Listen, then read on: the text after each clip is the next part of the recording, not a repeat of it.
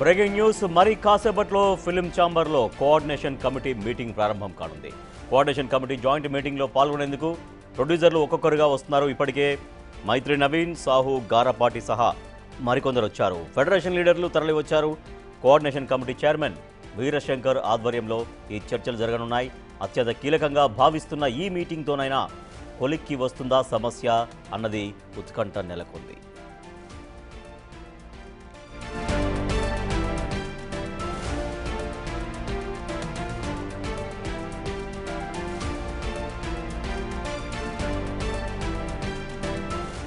Film ఛాంబర్లో కొద్దిసేపట్లో coordination committee meeting జరగబోతోంది.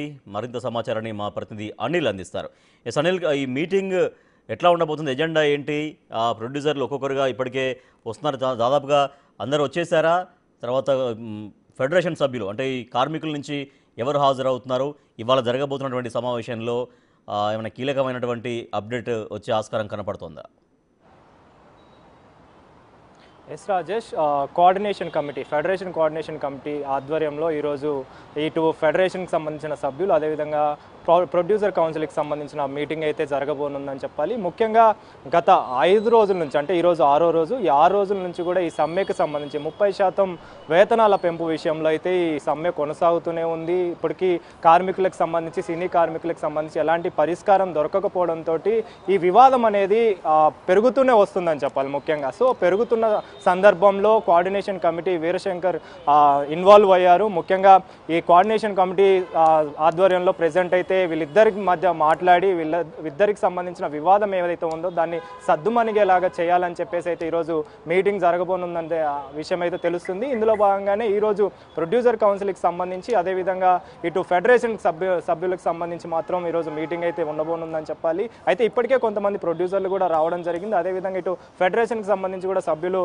రాబోతున్నారు. అయితే కొద్దిసేపట్లోనే ఈ సమావేశం అయితే ఉండబోతుందని చెప్పాలి. ముఖ్యంగా నిన్న చేసిన వ్యాఖ్యలకు సంబంధించి ప్రొడ్యూసర్ విశ్వప్రసాద్ గత కొన్ని రోజుల నుంచి కూడా ఆయన వ్యతిరేకిస్తూనే వస్తున్నాడు. అదేవిధంగా ఆయనకు సంబంధించి ఇటు ఫెడరేషన్ సభ్యులకి, ముఖ్యమైన నేతలకి, ఇటు ప్రెసిడెంట్ అనిల్కి, అదేవిధంగా అమ్మిరాజు సెక్రటరీ, అదేవిధంగా అలెగ్జాండర్, వీళ్ళందరికీ సంబంధించి కూడా లీగల్ నోటీసులు ఇవ్వడం జరిగింది. కాబట్టి ఈ విషయంలో కూడా ఖచ్చితంగా చర్చలు జరిగే అవకాశం కూడా కనిపిస్తుంది. అదేవిధంగా ఫెడరేషన్ సభ్యులు కూడా ఖచ్చితంగా ఈ విషయం మీద మాట్లాడతామని చెప్పేసి కూడా మాట్లాడడం జరిగింది. సో ఈ విషయం పైన కూడా ఖచ్చితంగా వీళ్ళు మాట్లాడే అవకాశం అయితే కనిపిస్తుంది. కాబట్టి దీనికి సంబంధించి ఏ విధమైన సమాధానం బయటకు వస్తుంది, అదేవిధంగా విశ్వప్రసాద్ తోటి మాట్లాడే అవకాశం ఉంటుందా అనేది కూడా తెలియాల్సి ఉంది. కాబట్టి ఈ రోజు మాత్రం ఈ సమావేశానికి సంబంధించి ముఖ్యంగా ఈ 30% వేతనం ఏదైతే పెంచాలని చెప్పేసి సినీ కార్మికులు గత 6 రోజుల నుంచి డిమాండ్ చేస్తున్నారో ఈ సమ్మెకు సంబంధించి 30% పెంపుకు సంబంధించి అయితే ఖచ్చితంగా ఈ రోజు ఒక నిర్ణయం వచ్చే అవకాశం అయితే కనిపిస్తుంది.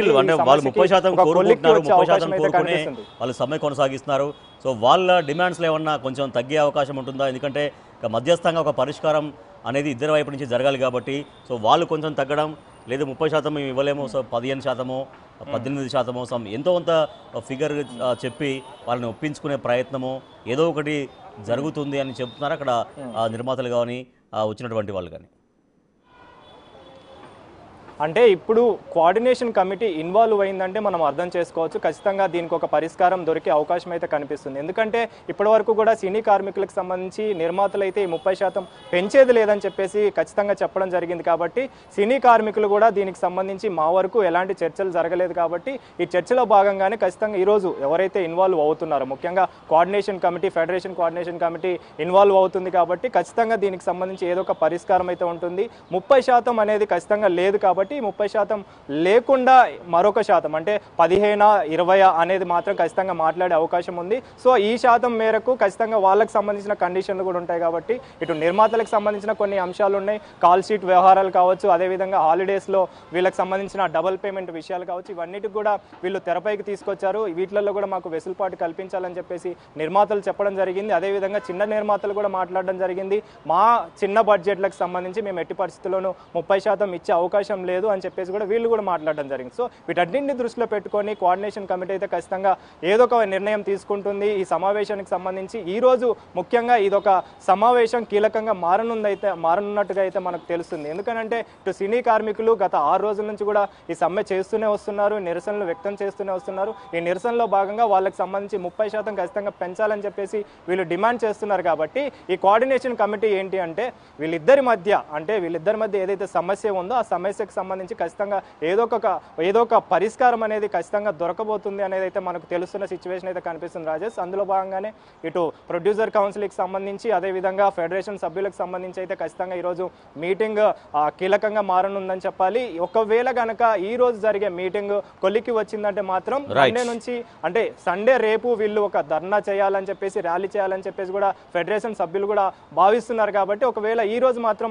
ఈ నిర్ణయం తీసుకుంటే అలాంటివి ఏవి ఉండకుండా ఖచ్చితంగా వీళ్ళు విధుల్లో పాల్గొనే అవకాశం ఉంటుంది. అదేవిధంగా వేతనాల విషయంలో కూడా వీళ్ళు సంతోషం వ్యక్తం చేసే అవకాశం అయితే ఉంటుంది.